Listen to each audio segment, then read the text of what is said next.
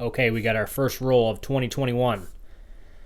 Two tough and talented blue belts. We got Gavin in the white and Monier in the blue. And Gavin gets Monier to the ground. You see Monier fighting for a Kimura. I like the strategy of attacking submissions if you feel like you're about to be swept or put in a bad position, and Monier used that to get out and end up on top. So let's look again. Gavin had a really nice body lock, drags him down with the trip here, and Monier immediately recognized he was in trouble, so he reached for the Kimura. Even though his body's faced away from Gavin, if you lock the Kimura, it doesn't really matter what position you're in. It's an immediate threat. They have to respect and defend the Kimura, or else they're going to get submitted. And I use that strategy all the time when I feel like I'm about to get swept, about to get taken down. Go for a guillotine, go for a Kimura, because at least you might get the guy to back off a little bit and you can recover. So now Monier is working to pass, trying to get around the legs. Gavin's trying to keep the guard on him. Now you see Monier switch directions nicely, working into a pass, but Gavin doesn't accept it. Won't leave his back on the floor. Smart strategy to go to the knees, so he's not giving up the guard pass. But here he has to fight from turtle. And Monier has a Kimura locked again on that far arm. Now he's working to get on the back. Here he looks like he's trying to get that foot in with his right hook, but Gavin blocked it with his hand. And now Monier's hips are riding up kind of high here. What Gavin could potentially do is lift his hips up. Now the moment's gone now, but what Gavin could have done here is just lift his hips up and keep his head low, almost like you're doing like a down dog, and then that would cause Monier to slide off the top, but Monier made a nice adjustment, throwing that hooking and sliding his hips back. Ideally, when you're in Monier's position, you want hips over hips and head over head. That way, you know the guy's not going to be able to shake you off. Now Gavin's defending nicely here by trying to break the chest to back connection, and it looks like he's almost got Monier back into his guard, which is good for him. He's escaped. Now he's on top, and he's in a good position here to try to work around the legs. From this position, Gavin has to try to get one leg in between Monier's legs. This is no good for Gavin, where he's kind of sitting on both of Monier's hooks. It offers Monier a lot of control. If he was able to pull, he could elevate Gavin up, enter for X guards, sweeps, these things of that nature. So he attempted a hook sweep, but Gavin recovered nicely. But he still went to bottom, which means he would concede the sweep. So if this was points, that would have been 2 points for Monier. And that was a nice chain of moves together. He got right up and went immediately into the pass. Now we see a similar situation play out like it did before. Gavin is forced to go to turtle. Monier has the Kimura. And now it looks like he's working for the seatbelt. And now he's really behind Gavin, so this is going to be tough for Gavin to escape where he's in a rear body lock. But anytime you're in this situation, like just being stuck on your knees and turtle, you're eventually just going to get your back taken or reversed. So it's always a good idea if you can start to stand up and attack the hands so you can try to break the body lock.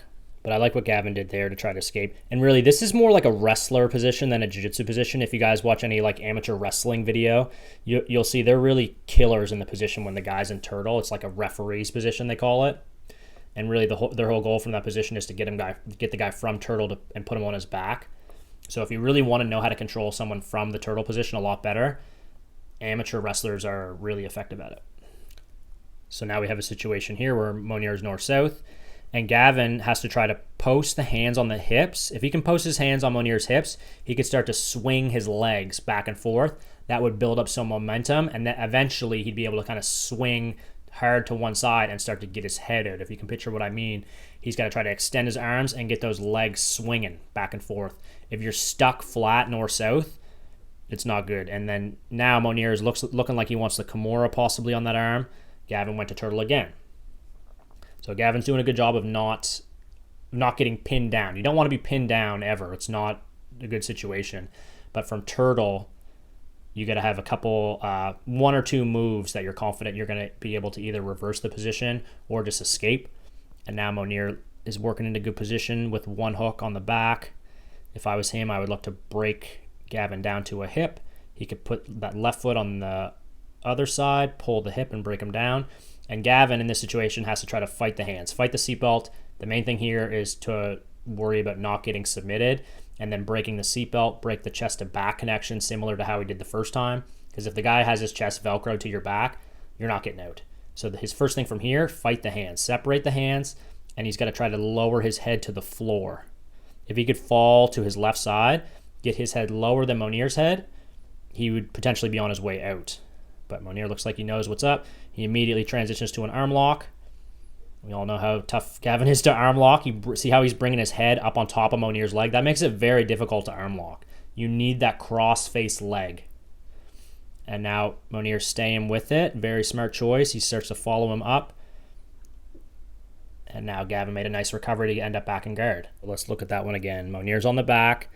He's got his grip. He throws the right leg over, the cross-face leg. But look, Gavin immediately slips his head out, and he has his hand posted on Monier's leg, and he's driving his weight onto it. That's going to make it difficult for Monier to take that leg out and put the cross-face leg on. And as Monier is adjusting, he wants to get back to the arm lock. That just gives Gavin a little bit of time to get out of there. See how he's kind of got his arm and his head in there? It's almost like a head scissors, but it makes it difficult to arm lock. And as Monier is trying to adjust, here he maybe could have went arm lock from turtle if he put his forehead on the floor, looked towards Gavin's legs, and fell to his right hip.